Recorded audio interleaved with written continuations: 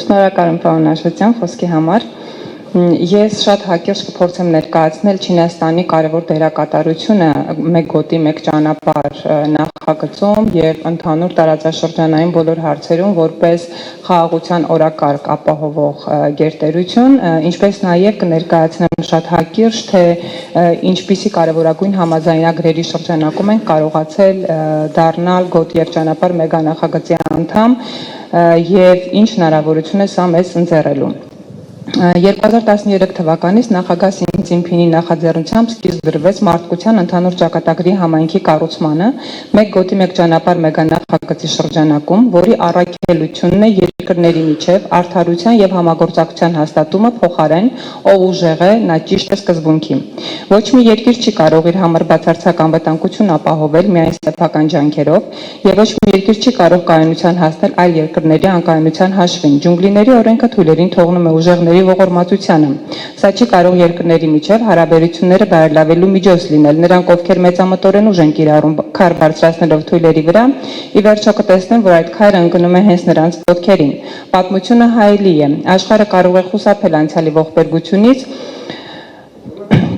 կրկնելուց միայն պատմությունից դասեր քաղելով։ Մենք պետք է դրան հարգանքով եւ պատասխանատվությամբ վերաբերվենք։ Անցյալը հնարավոր չէ փոխել, բայց մենք կարող ենք կառուցել մեզ համար ել ավելի լավ ապագա։ Սա Չինաստանի մշակույթն է միտված իրական խաղաղության օրակարգին։ Գտնվելով քաղաքակրթությունների բախման խաչմերուկում մեր երկիրը միշտ ձգտել է կապել հյուսիսն ու հարավը, կամուրջներ կառուցել արևելքի եւ արևմուտքի միջև։ Հայաստանի լեռներում կղզի դառնալը մեր ժողովրդի կամքը չի եղել երբեք։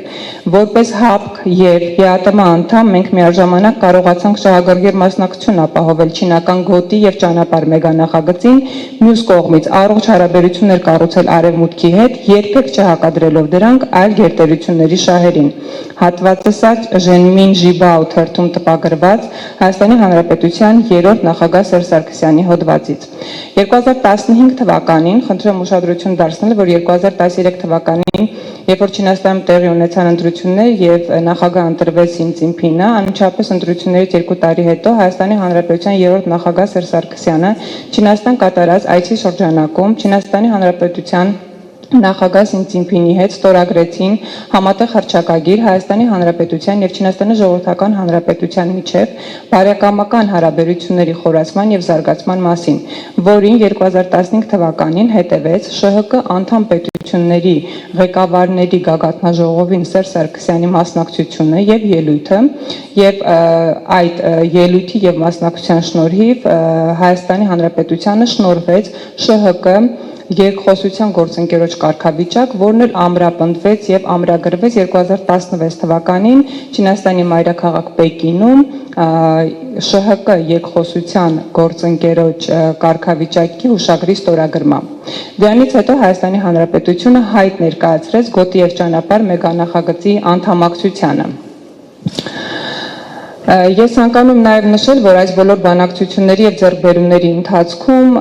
Սերժ Սարգսյանը ոչ մի միլիմետր հետքայլ չէր կատարում բանակցային փաթեթից Արցախի ինքնորոշման իրավունքի ճանաչման հարցում եւ առաջ էր մղում Հայաստանը որպես ռազմավարական գործընկեր իր բոլոր ճանապարհներով եւ տնտեսական հնարավորություններով։ Այդ մասին է վկայում նաև Հայաստանի անդամակցումը ԵԱՏՄ-ին եւ ՍԵՊԱ պայմանագրի ստորագրումը։ Բոլոր հանգուցալուծումներում Հայաստանը ունենում է շահեկան դիրք, իսկ Արցախի ինքնորոշում էր ստանում եւ իհարկե սա լինում էր առանց զոհերի բանակցությունների շնորհիվ, ինչպիսին որ նաև Չինաստանի քաղաքականությունն է։ Ցանկանում եմ նաև նշել, որ ՇՀԿ այս կազմակերպությունը տարածաշրջանում ոչ միայն տնտեսական կազմակերպություն, այլ նաև անվտանգային հարցեր ապահովող կազմակերպություն է։ Եվ ՇՀԿ անդամ պետությունները միմյանց միջև ունեն համաձայնագրեր ստորագրված, որի հիմնական առաքելությունը եւ նպատակն է դարերով ընկերներ են եւ երբեք թշնամիներ, եւ Չինաստանը իր վարած քաղաքականության շնորհիվ կարողանում է ՇՀԿ անդամ պետությունների միջև սահմանները վերածել բարեկամության, համագործակցության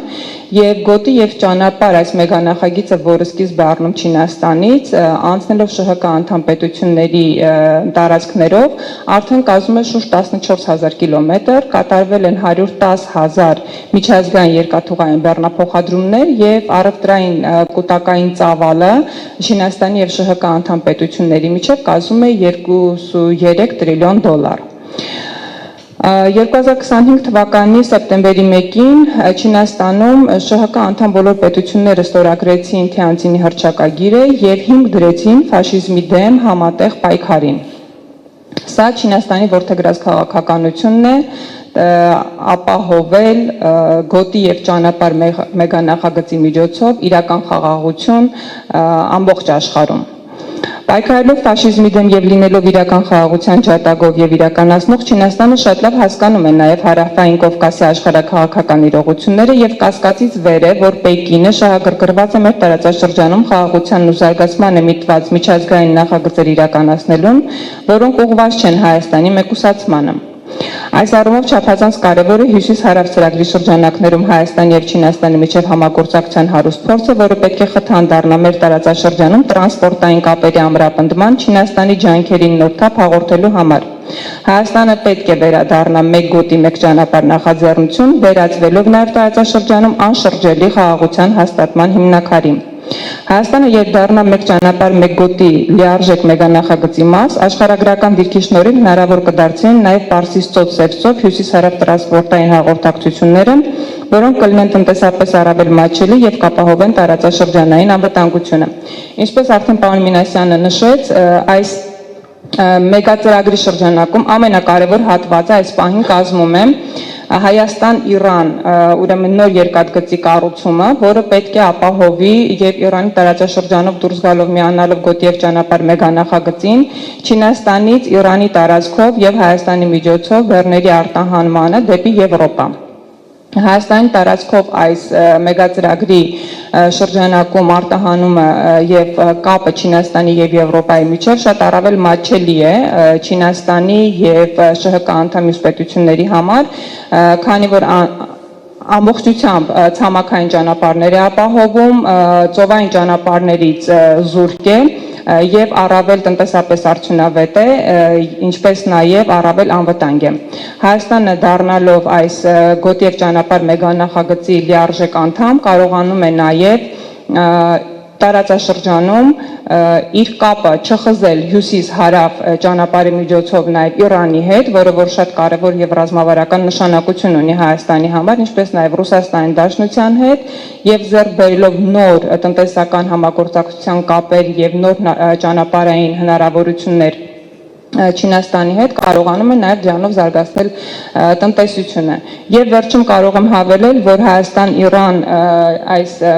նախագիծը սկիզբ է առել 2013 թվականից, այն անգամ նախագծվել է, ուրեմն ընդհանուր երկարությունը Հայաստանով անցնող պետք է լինի 305 կիլոմետր, պետք է քանի որ անցնելու է Սյունիքի տարածքով ունենալու է 60-ից 64 թունելներ, ինչպես նաև 64 կամուրջներ։ Այս նախագիծը եղել է, նախագծվել է եւ այժմ մեզ, այսինքն Հայաստանին ընդամենը մնում է հայտը վերջնականացնել գոտի եւ ճանապարհ մեգանախագծի եւ դրանով իրապես դառնալ եւ թեւակողել խաղաղության դարաշրջան։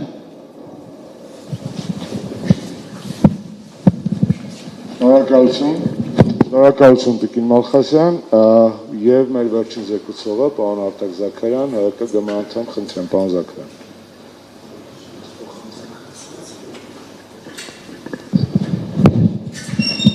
Շնորհակալություն,